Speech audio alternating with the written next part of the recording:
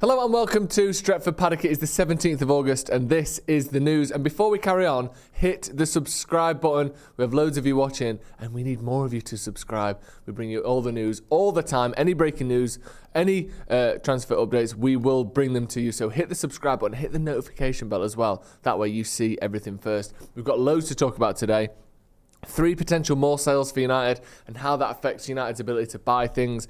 All we're hearing is United have to sell to buy. United have to sell to buy. So selling 3 players is almost as good as signing a couple of players as well. We'll also be looking at Onana. There's also been links with Amrabat and Liverpool. We're also seeing some Gravenberch links as well. And we'll do a little bit of a wrap-up and reminder on the current Mason Greenwood situation as well. But before that, how is everyone doing? Morning, Joe. Morning, Joe from Dublin. Morning to Dublin. Jace Parker says, morning, Joe. Missing Jay like crazy today. I think he might be wearing you in Wales. So, yeah, you're Jace Parker. He's probably got it on at the minute, so you shouldn't be missing him. You should be wrapped around him, like we all are. But let's start with our first story today. And this is a potential 3 more sales. Manchester United aiming for at least 3 more sales in transfer window as Harry Maguire move stalls. If we can just scroll down there, we've got the main body of the article. Manchester United intend to sell at least 3 more players before the window closes, but Maguire's move to West Ham is stalled, which we know. The crucial bit here is Eric Bailly and Brandon Williams are both being told they are free to leave permanently if a suitable offer arrives. Bailly has generated some interest from clubs from Turkey and Saudi Arabia. There's also reports last night that United might just agree to let him leave for free. So we'll see about that. It's going to be a very low fee, isn't it, for Eric Bailly if we are to get a fee for him. Bailly, 29, has his squad number revoked last week, while Williams, 22, is 4th choice left back. I was informed it is in his interest to leave and get regular playing time elsewhere. United have held discussions over the possible permanent sale of Donny van der Beek to Real Sociedad, and the Dutchman was not named in the squad for the opening Premier League win over Wolves. You see there, United accepted a £30 million offer from West Ham for Harry Maguire, but a source said that the deal is now unlikely. Maguire is believed to have demanded a payoff nearing £10 million to leave. I saw £6 million one place, I've seen £7 million one place, and now I'm hearing £10 million, or nearing £10 million from the Manchester Evening News. So that payoff number is getting larger and larger by the day. Maguire, stripped of the captaincy last month, was an unused substitute against Wolves as manager Erik ten Hag turned to centre-back Victor Lindelof to replace Lisandro Martinez at half-time. We've got some more on this coming up later today as well, because we're going to be chatting to Dharmesh Sheth from Sky, who I believe knows more about that situation, what exactly went on there, what West Ham were thinking, what United were thinking, what Maguire was thinking as well. So make sure you stick around for that. That's coming out later on today. You see there, the Forest assistant manager spoke to John Murtaugh on Monday about the club's interest in re-signing Dean Henderson. Where's that been? That deal was like, start of the window, we want to sell him, they want to buy him. This will happen. Dean Henderson to Forest, it might take a bit. We might have to, will it be 16 million? Will it be 20 million? Will it be 25? Like, all of these things might need to take place, but Dean Henderson to Forest will happen. And then we've basically not heard anything about it for nearly 3 months. It's ridiculous. Like, since the end of the season, it's gone completely quiet on that Dean Henderson front. He was in the squad. He was the backup goalkeeper on Monday, but there's also reports that he's injured. So maybe he's just slightly less injured than Tom Heaton is. But it's interesting, like, the Dean Henderson deal, didn't it? Just seemed like that would be done.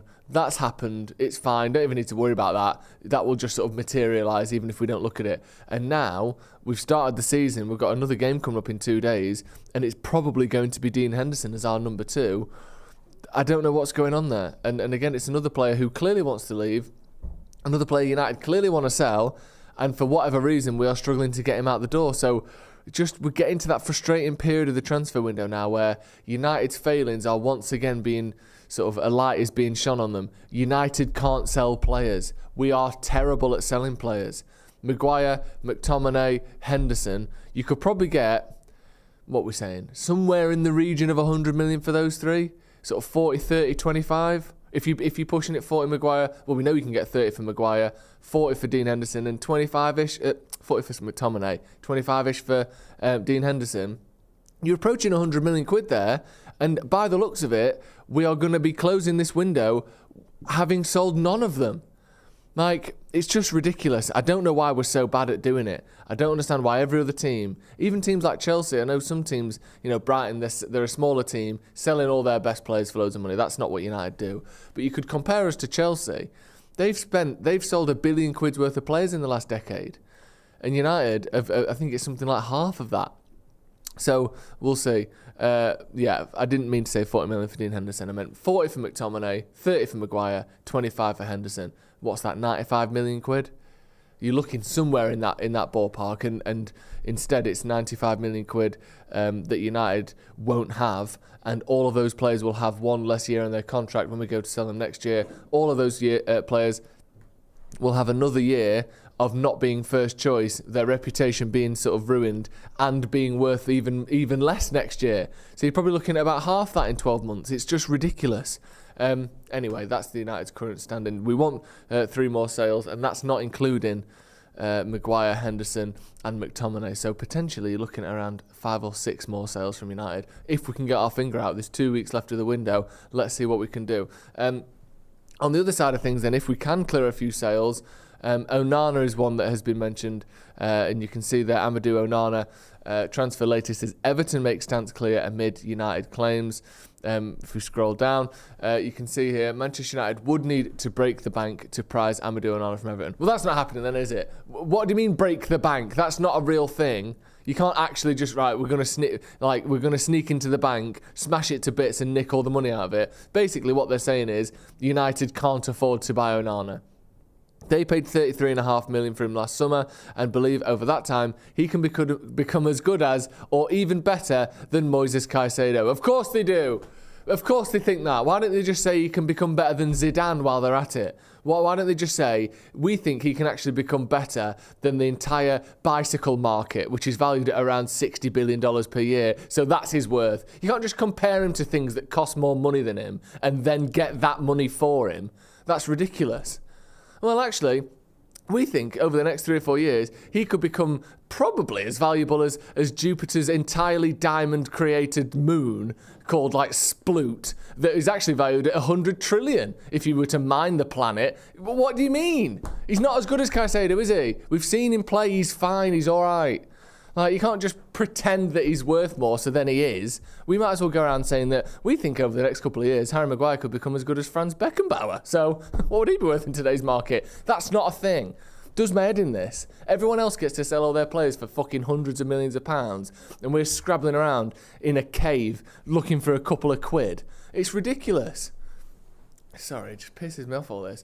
He's not worth what Declan Rice, Moises Caicedo, Enzo Fernandez is worth. He isn't worth that. And no amount of you saying we think he can become as good as, and let's not forget, or even better than Moises Caicedo. So you're looking at probably more than Caicedo went for. Isn't that right, guys? No, it's not.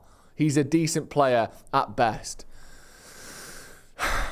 And we will not be mining the Jupiter's diamond-based moon Sploot anytime soon either, because that is way too expensive.